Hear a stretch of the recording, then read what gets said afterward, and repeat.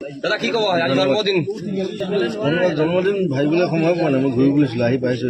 কালি কিবা কিবি আছে, ছচিয়েল কাম আজি আৰু ছচিয়েল কাম আছে ক'ত সেইবোৰ যাম। মই সেইবোৰতে লাগি থাকো।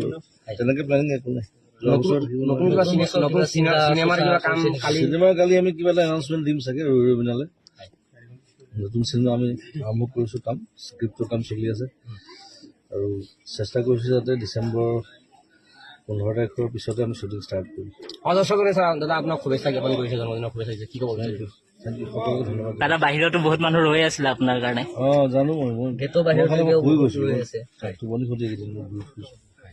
নৰ্থ ইষ্ট ফেষ্টিভেল আছিলে, তাত গ'লো। তাৰপিছত আকৌ কি আমাৰ এইটো বিশ্বনাথ চাৰিআলি যাবলগীয়া হ'ল।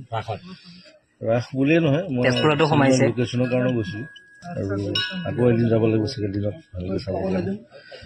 সমুদ্ৰ বুলি আমি 15 তাৰিখৰ পিছত চিনেমা ষ্টাৰ্ট কৰিম। অসমৰ প্ৰথম মিউজিকেল চিনেমা। দাদা কি কব আজি জন্মদিন জন্মদিন ভাবিবলৈ সময় পোৱা নাই। মই ঘূৰি ফুৰিছিলো, আহি পাইছো। কালি কিবা কিবি আছে, ছচিয়েল কাম আজি আৰু ছচিয়েল কাম আছে ক'ত সেইবোৰ যাম। মই সেইবোৰতে লাগি থাকো। তেনেকে প্লেনিং একো নাই। চিনেমাৰ কালি আমি কিবা এটা এনাউন্সমেণ্ট দিম চাগে ৰবিনালে।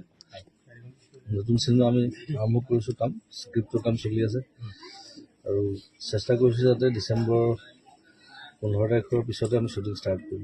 দৰ্শকৰে দাদা আপোনাক শুভেচ্ছা জ্ঞাপন কৰিছে, জন্মদিনৰ শুভেচ্ছা কি ক'ব?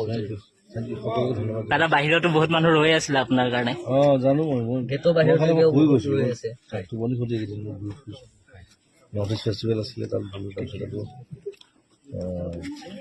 কি আমাৰ এইটো বিশ্বনাথ চাৰিআলি যাবলগীয়া হ'ল।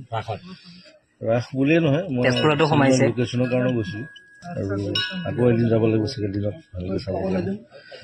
সমুদ্ৰ বুলি আমি 15 তাৰিখৰ পিছত চিনেমা ষ্টাৰ্ট কৰিম। অসমৰ প্ৰথম মিউজিকেল চিনেমা। দাদা কি কব আজি জন্মদিন জন্মদিন ভাবিবলৈ সময় পোৱা নাই। মই ঘূৰি ফুৰিছিলো, আহি পাইছো। কালি কিবা কিবি আছে, ছচিয়েল কাম আজি আৰু ছচিয়েল কাম আছে ক'ত সেইবোৰ যাম। মই সেইবোৰতে লাগি থাকো। তেনেকে প্লেনিং একো নাই। চিনেমাৰ কালি আমি কিবা এটা এনাউন্সমেণ্ট দিম চাগে ৰবিনালে।